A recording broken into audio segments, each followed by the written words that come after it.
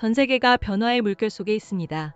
이러한 변화의 중심에는 대중문화의 역동적인 흐름이 자리하고 있으며 사회 문화적 지형도를 새롭게 그리고 있습니다.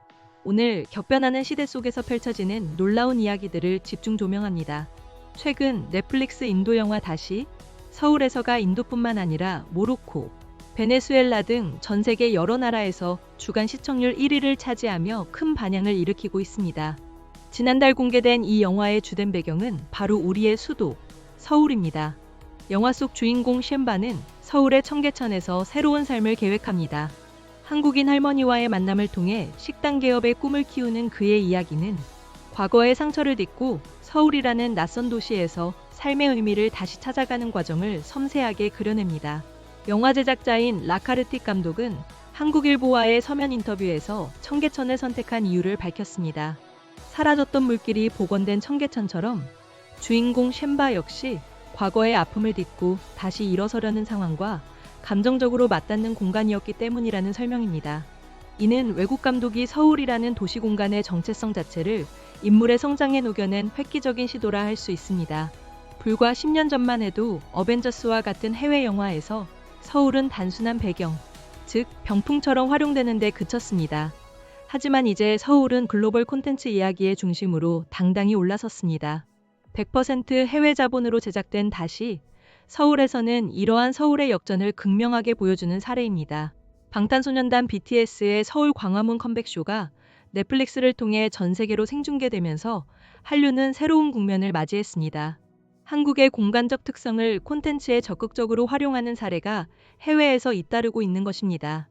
최근 석 달 사이 미국, 브라질, 인도 등 여러 나라에서 서울을 주요 소재로 다룬 콘텐츠들이 연이어 공개되었습니다. 미국 넷플릭스 드라마 엑소 키티에서는 주인공이 서울 소재 고등학교로 유학과 학창 시절을 보내고 브라질 넷플릭스 예능 내 한국인 남자친구에서는 브라질 여성들이 서울로 건너와 한국 남성들과의 데이트를 즐깁니다.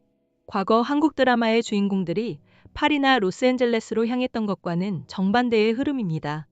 이제는 외국인들이 서울에서 성장하고 도전하며 사랑하는 이야기가 글로벌 콘텐츠의 중심을 이루고 있습니다. 이러한 변화는 한류의 진화와 맥을 같이 합니다.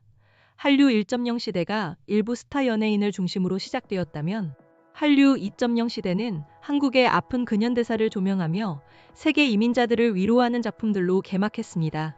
그리고 이제 한류 3.0 시대는 한국의 실제 공간과 그곳에서의 외국인 경험을 부각하며 해외 제작사들이 전 세계로 퍼뜨리는 새로운 풍경을 그려내고 있습니다.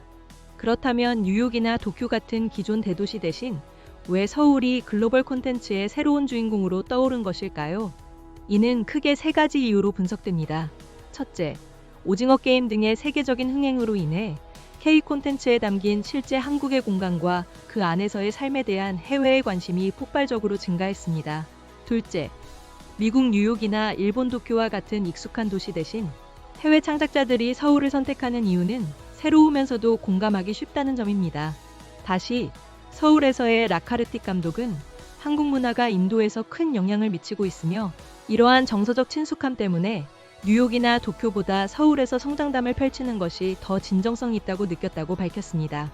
예일대 사회학과 그레이스 카우 교수는 한국이 K-팝과 K-드라마의 세계적인 유행으로 전 세계인의 마음속에 자리 잡았으며 변화무쌍한 도시 이미지를 가진 서울이 글로벌 창작자들에게 새로운 이야기를 펼칠 수 있는 콘텐츠 허브로서 매력적으로 다가오고 있다고 분석했습니다. 실제로 서울에서 촬영되는 해외 작품 수는 갈수록 증가하고 있습니다. 지난해 서울에서 촬영된 해외 작품은 28건으로 10년 전인 2015년 17건에 비해 164% 증가한 수치입니다. 셋째, 국제 정세의 변화 역시 한류 3.0 시대로의 확장에 영향을 미치고 있다는 시각도 있습니다.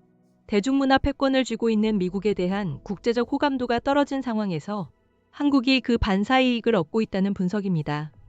영국 일간 가디언은 미국은 더 이상 가고 싶은 곳이 아니다라는 제목의 기사를 통해 한국 등 아시아 문화에 대한 높은 관심이 미국에 대한 피로감과 대조적일 수 있다는 주장을 실었습니다.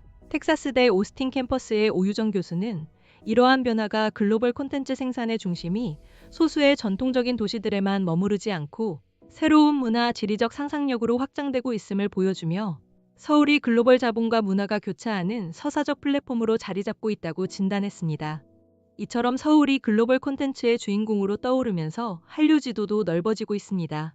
한국을 찾는 외국인들 사이에서 도심 속 산이 새로운 관광 명소, 즉 핫플레이스로 각광받고 있는 것입니다. 관악산, 북한산 등 국립공원을 찾은 외국인은 지난해 205만 명에 달하며 이는 K-팝 아이돌 못지않은 외국인 인파가 한국의 도심 속 산을 찾는 K-등산족의 등장을 보여줍니다. 접근성과 도심 속 여유를 동시에 즐길 수 있다는 점이 서울의 산이 가진 매력으로 꼽힙니다. 실제로 노르웨이에 거주하는 파벨 프로코츠키는 한국의 도심 속 산에 매료되어 한 달여간 등산 관광을 했고 온라인에 서울 하이킹 가이드를 직접 올리기도 했습니다. 그는 한국의 산에서 평온함을 느끼며 K-등산의 매력에 빠졌다고 밝혔습니다. 급변하는 시대. 서울은 이제 단순한 배경을 넘어 전 세계의 이야기가 펼쳐지는 중심 무대가 되고 있습니다. 한류의 새로운 지평이 열리고 있으며 우리의 문화와 공간이 세계와 더욱 깊이 연결되고 있습니다. 지금까지 방송사명의 기자 이름이었습니다.